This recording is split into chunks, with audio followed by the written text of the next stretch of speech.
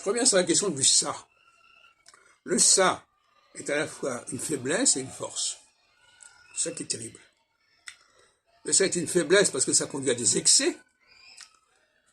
On va trop loin, il y a une hubris, il y a une sorte de débordement, d'ivresse du ça, de compulsion, d'irrépressibilité du ça. Et là, ça donne une dynamique quelque part à la personne. Donc quelqu'un qui a un ça puissant au niveau de l'oralité, il a une dynamique de la communication qui est redoutable.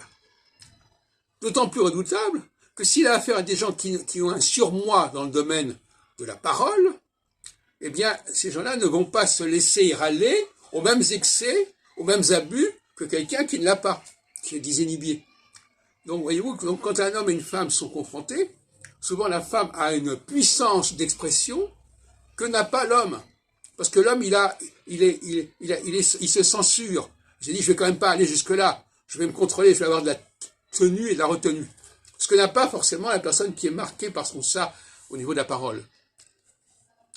Alors inversement, on pourrait dire qu'il y a l'inverse, c'est-à-dire que le ça de l'homme qui est de l'ordre du toucher, hein, de tous les sens du terme, il va donner une puissance d'action que n'a pas la femme. La femme, quand il y a une confrontation physique, elle n'a pas la même impulsion que l'homme. Donc elle ne sait pas se battre comme l'homme. Donc, voyez-vous, donc finalement, quand il y a un homme et une femme qui sont en face à face, il y a deux personnes qui fonctionnent sur des registres différents. L'une qui va être dominante sur le plan de la parole, l'autre qui va être dominante sur le plan du toucher, du contact physique. Et finalement, voilà, ça va donner des résultats plus ou moins étranges.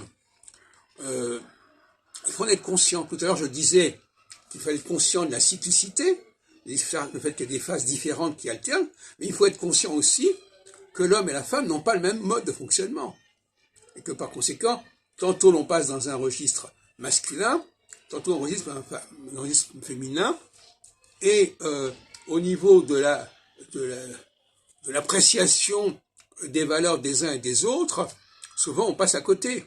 C'est-à-dire par là que lorsqu'il y a une confrontation entre un homme et une femme, souvent la femme l'emporte parce qu'elle sait mieux se défendre, elle sait mieux se plaindre, et donc par conséquent, elle va avoir gain de cause plus facilement que l'homme.